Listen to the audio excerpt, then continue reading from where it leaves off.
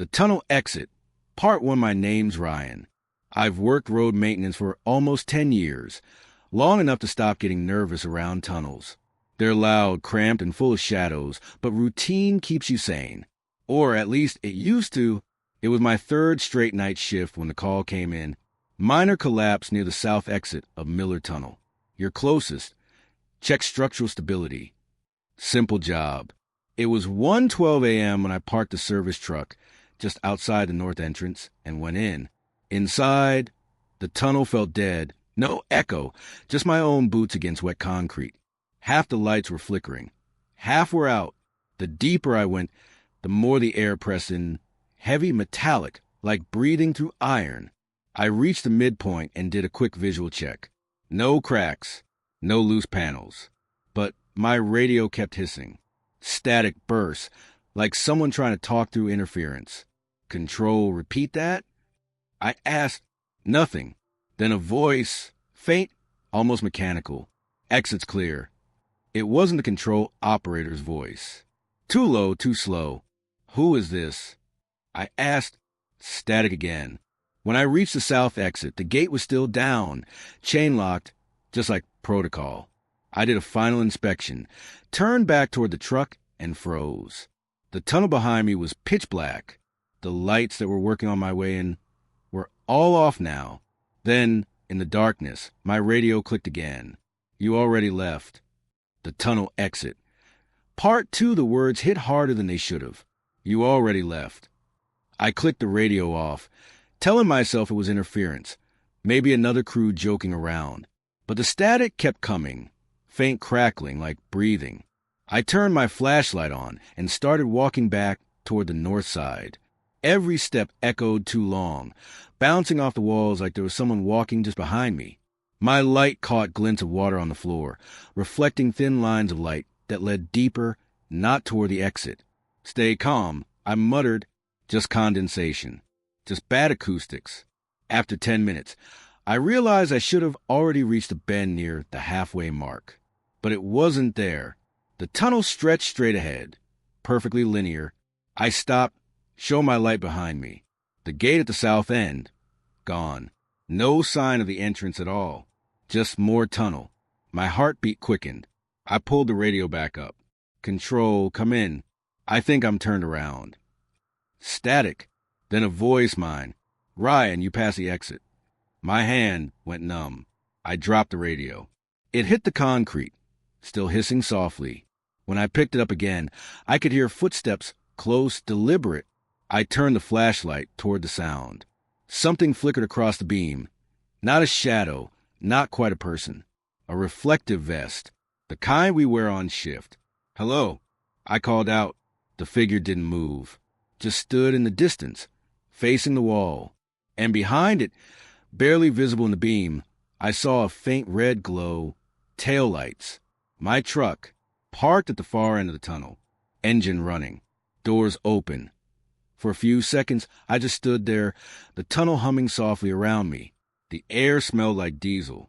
My truck engine still running. I hadn't left it on. I started walking toward it slowly, boots echoing on the wet floor. Every few steps, my flashlight flickered, once, twice, like something was interfering with the battery. The figure in the vest still stood near the truck, motionless, facing away from me. Hey! I called. Who's down here? No answer. As I got closer, I saw the vest was identical to mine. Same dirt stains, same tear near the shoulder. The man wasn't moving, not even breathing from what I could see. He just stood, head slightly tilted, as the truck's reverse lights blinked once, like someone had shifted gears. Stop! I shouted, running forward. The flashlight went dead. Darkness. Only the red taillights glowing through the mist. I reached the figure and felt cold air, nothing there.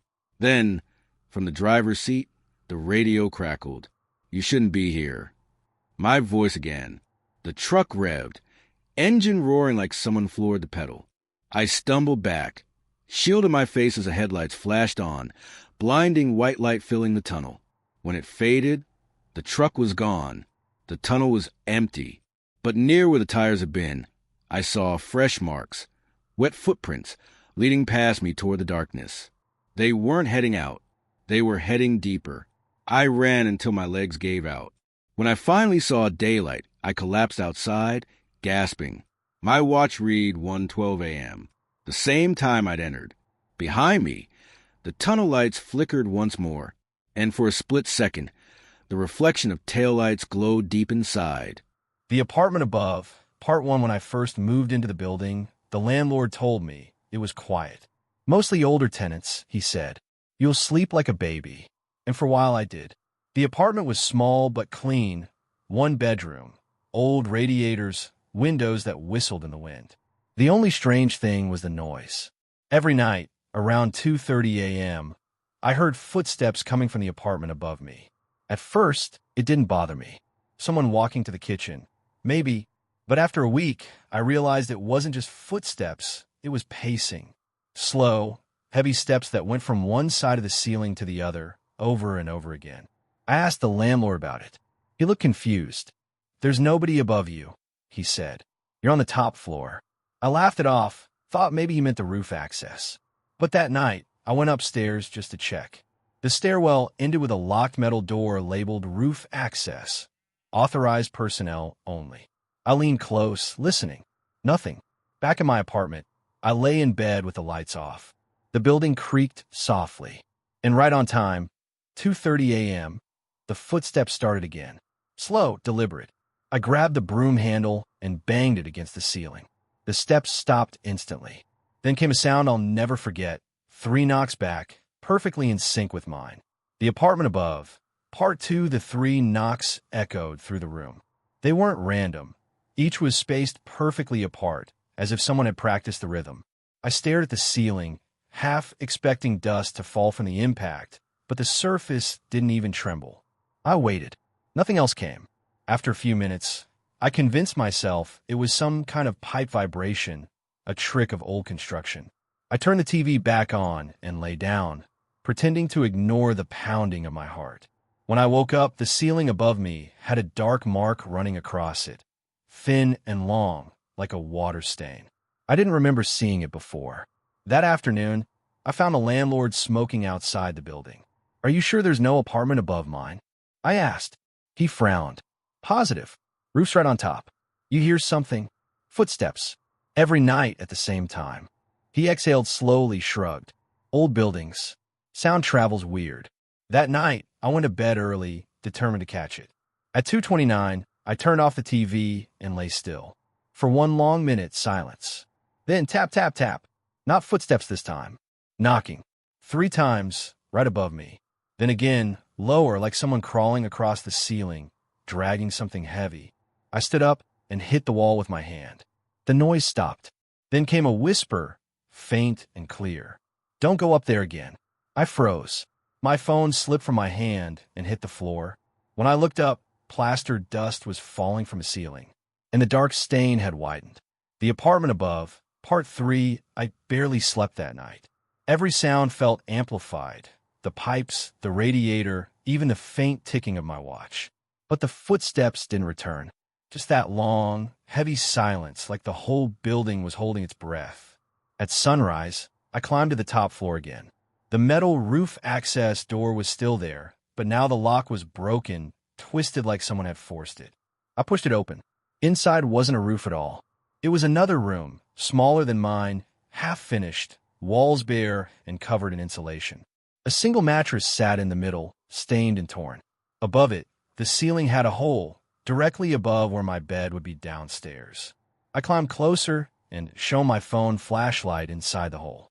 Between the beams and dust, I saw wires and something else. A camera lens, pointed straight down. My stomach turned. I followed the wire to a small monitor near the corner. It was still running, old, grainy feed showing my own apartment. Empty, except the bed was unmade. And on the wall above it, written in black marker, "You said you'd stop listening." I stumbled back, nearly tripping over the mattress. When I looked again, the feed was static. That night, I slept on the couch. But at 2:30 a.m., through the ceiling above the living room, the footsteps started again. The voice recorder, part 1. I've been a journalist for almost 15 years, and I've spent half that time listening to people lie. You get good at it after a while, the tone, the hesitation, the stories that don't add up. But nothing prepares you for when the lie comes from your own voice. I was digitizing old case interviews for a local crime series. Boxes of tapes, labeled with dates and names I barely remembered. One cassette stood out, unmarked, old, the label torn clean off. I press play. A few seconds of static. Then my own voice. This is Michael Reed. I'm recording on June 17th, 2024. I froze. That couldn't be right.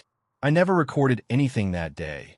I was in hospital with a concussion after a car crash. On the tape, my voice went on, calm, focused, professional. The victim is male, mid-30s, discovered at 8:42 a.m. near Hillcrest Park. Strangulation. I checked the archive log. There was no such case. No Hillcrest Park report. No missing person matching that description. Then my voice on the tape said, "The suspect is me." I stopped the player, hand trembling. The tape kept spinning. And under the static, I heard something faint, the sound of someone breathing in the room. The voice recorder, part 2, the breathing, didn't come from the tape. It came from behind me. I spun around, heart pounding, but the office was empty, just rows of shelves, filing cabinets, and the faint hum of the old ventilation unit. I shut the recorder off, pulled the tape out, and stared at it like it could explain itself. My hands wouldn't stop shaking. I double-checked the timestamp. June 17th, 2024, 8:42 a.m. That was the exact time of my accident. I told myself it was a prank, maybe one of the interns messing with old audio files. But the voice, my voice, sounded older, rougher, tired. Like it wasn't me yet, but would be someday. I decided to check the waveform on my computer. When I digitized the audio, I noticed something strange. The track wasn't continuous. It had small, regular gaps, like someone had stopped and started the recorder multiple times. The last 5 seconds were different. My voice was whispering, "If you find this, don't listen to the second side." I froze again. Second side? I flipped the cassette over. Side B was blank, or so I thought. When I pressed play, the recorder clicked twice, then started playing static. After a few seconds, the noise faded, and I heard footsteps, distant, slow. Then the sound of a door creaking open. And then again my voice. "He's in the room now." The tape stopped on its own. I looked toward the office door. It was open. The voice recorder. Part 3 for a full minute. I didn't move.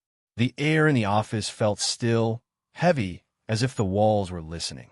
I finally stood, walked to the door, and peeked into the hallway. Empty.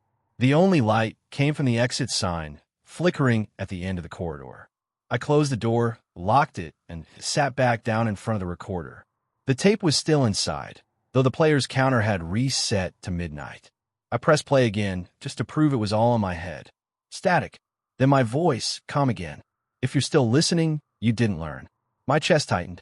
The background wasn't my office anymore. There was wind, traffic, the faint sound of footsteps on gravel.